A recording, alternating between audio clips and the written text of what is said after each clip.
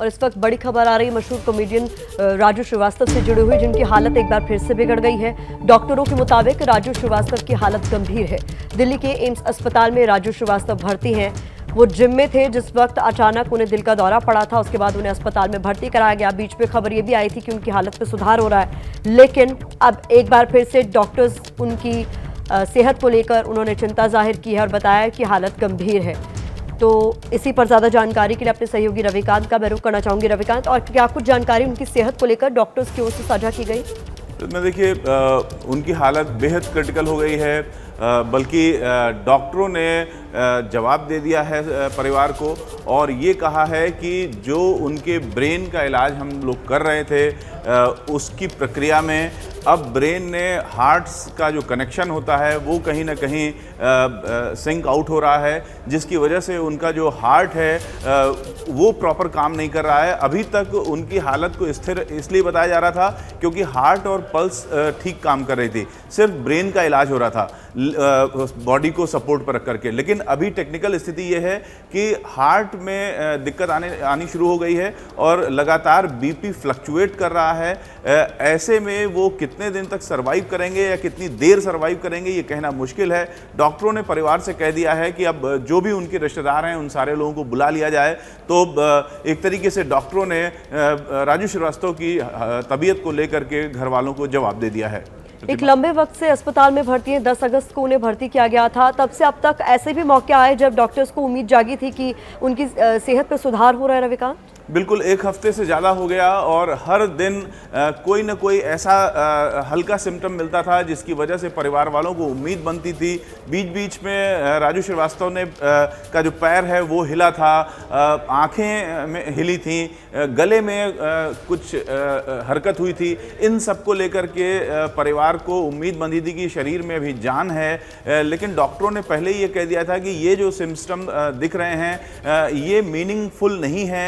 Meaningful तभी होगा जब रेटिना जो है, आंख की रेटिना में कोई हरकत होगी तो ही उसको मीनिंगफुल माना जाएगा। लेकिन डॉक्टरों ने एमआरआई के बाद ये भी उम्मीद जताई थी कि जो सर का सबसे टॉप का हिस्सा है उसका एक जो भाग है वो ऑक्सीजन न मिलने के कारण उसका रंग काला पड़ गया है। लेकिन अभी पूरी तरह से चूंकि काला नहीं हुआ है, उसमें एक ऐसा कलर है जिसमें एक उम्मीद बनती है कि ऑक्सीजन की लगातार सप्लाई होने के बाद ब्रेन खुद से अपने आप को डेवलप कर सकता है। लेकिन डॉक्टरों ने कह दिया था कि किसी दवा से फर्क नहीं पड़ेगा, ब्रेन को खुद ही अपने आप को रिजेनरेट करना पड़ेगा, फिर से ठीक करना पड़ेगा। लेकिन इसमें काफ़ी समय लग सकता है। 2-3 हफ्तों का समय डॉक्टर ने बताया था कि राजू श्रीवास्तव को लग सकता है। जो शरीर के बाकी हिस्से हैं यानी गले से नीचे का जो हिस्सा है वो ठीक से काम कर रहा था, इसलिए शरीर को वेंटिलेटर पर रख करके और ऑक्सीजन दे करके डॉक्टर सिर्फ ये कोशिश कर रहे थे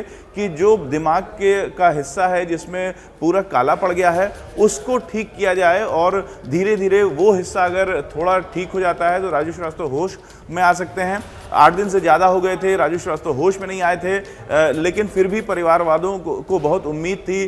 परिवार वाले जो मेडिकल एक्टिविटी के अलावा बहुत सारी एक्टिविटी होती हैं, पूजा पाठ से लेकर के तमाम चीज़ें, कोई ऐसी चीज़ घर वालों ने छोड़ी नहीं थी जो न की गई हो। सारी दुआएं हो गई थी, देश भर में दुआएं हो रही थी, जगह जगह मंदिरों में पूजा पाठ चल रहा था। लेकिन इसके बावजूद आज डॉक्टरों ने कहा है कि उनका जो दिमाग है, ब्रेन का जो हिस्सा है वो अब हार्ट से बिल्कुल भी जो सिंकिंग होती है वो ख़त्म होती दिख रही है।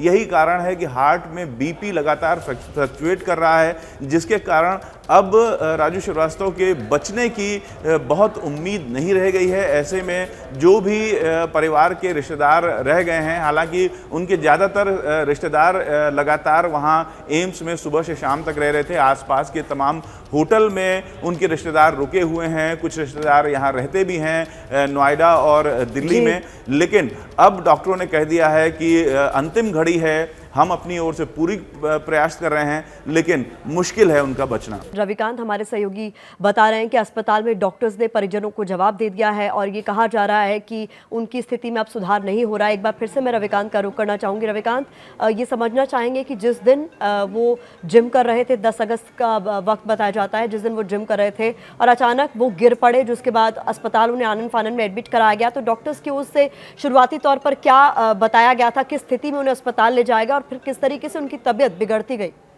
देखिए, जिम में जब वो गिरे उसके बाद करीब 17-18 मिनट के अंदर ही उनको अस्पताल में भर्ती करा दिया गया था, एम्स में आ गए थे। लेकिन उस पूरे 20-25 मिनट के दौरान करीब 25 मिनट तक उनके ब्रेन में ऑक्सीजन नहीं जा पाई थी, जिसके कारण ब्रेन ने काम करना बंद कर दिया था। तुरंत ही वेंटिलेटर पर राजू को रखा गया था। हार्ट की स्थिति चेक की गई थी और उसमें ज़रूरत के मुताबिक 2 स्टेंट रिप्लेस किए गए थे। यानी राजीव श्रीवास्तव के हार्ट में पहले ही करीब 9 स्टेंट पड़े हुए थे, जिनमें से 2 स्टेंट को रिप्लेस किया गया था और एक नया स्टेंट लगाया गया था जब वो एम्स में भर्ती हुए। उसके बाद से लगातार उनको वेंटिलेटर पर रखा गया था और ये बताया गया था कि जो हार्ट है वो प्रॉपरली काम कर रहा है और पल्स, पहले जब उनको भर्ती किया गया उस समय पल्स नहीं मिल रही थी, लेकिन थोड़ी देर बाद पल्स मिलने लगी थी। तो डॉक्टरों को एक उम्मीद जम गई कि जो हार्ट है वो अब ठीक से काम कर रहा है, पल्स ठीक से काम कर रही है। तो अब असली मुद्दा था कि राजू श्रीवास्तव की बेहोशी का जो कारण है उसको पता लगा कि वो ऑक्सीजन की सप्लाई रुक जाने के कारण ब्रेन ने काम करना बंद किया है, जिसकी वजह से उनको वेंटिलेटर पर रखा गया और ये कोशिश की जा रही थी तमाम उपायों से कि उनका ब्रेन काम करना शुरू कर दे। उसके 3 दिन तक तमाम ट्रीटमेंट चलता रहा। 3 दिन के बाद डॉक्टरों ने पहले ही दिन लिख दिया था कि जब राजू श्रीवास्तव की सेहत स्टेबल हो और बॉडी इस तरह से हो कि उनको यहाँ से MRI रूम तक ले जाया जा सके और MRI कराई जा सके, तो उनकी MRI कराई जाए। 3 दिन बाद जो शरीर था वो स्टेबल था और उसको लेकर के और MRI कराया गया। MRI में ये पाया गया कि जो हेड का टॉप का हिस्सा है वहाँ पर एक गोल चकत्ता बन गया है, एक बड़ा सा हिस्सा है जिसमें कि जो कलर है ब्रेन का वो पूरी तरीके से काले की ओर हो गया है। इसका मतलब ये हुआ कि ऑक्सीजन की सप्लाई रुक जाने का सबसे ज़्यादा असर ब्रेन के जो ऊपरी हिस्सा है उस पर हुआ। इसका मतलब ये भी था कि ब्रेन के जो अगल बगल के नीचे के हिस्से हैं वो कुछ काम कर रहे हैं। यही वजह है कि राजू श्रीवास्तव का जो शरीर की हालत है नीचे की वो ठीक थी और उसमें कुछ हरकत भी दिखाई दी थी। हार्ट चल रहा था और पल्स चल रही थी। ये सब भी सिर्फ इसलिए संभव हो सका कि ऑक्सीजन की सप्लाई रुक जाने के बावजूद जो ब्रेन के निचले हिस्से हैं वो काम कर रहे थे, लेकिन ब्रेन का जो ऊपरी हिस्सा है वो काम न करने के कारण राजू श्रीवास्तव बेहोश थे। और डॉक्टरों का मानना था कि जो ब्रेन का कलर है वो अभी ऐसा है कि ये उम्मीद है कि अगर ऑक्सीजन की सप्लाई लगातार वहां तक पहुंचाई जाती रहे तो राजू श्रीवास्तव को होश आ सकता है। लेकिन आज डॉक्टरों ने जवाब दे दिया है। क्या मजबूरी है मेरी, बताइए। मैं अभी आपको बताती हूँ कि मैंने ओए होए होए होए नमकीन के चटकारे लेते हुए टकटकी मार के डिबेट शो को पॉज रिपीट कर करके देख रहे हैं जोगिंदर जी। इनकी तरह आप भी देखें अपने फेवरेट डिबेट्स को रिपीट कर और डाउनलोड कीजिए ABP लाइव ऐप अपने स्मार्ट टीवी पर।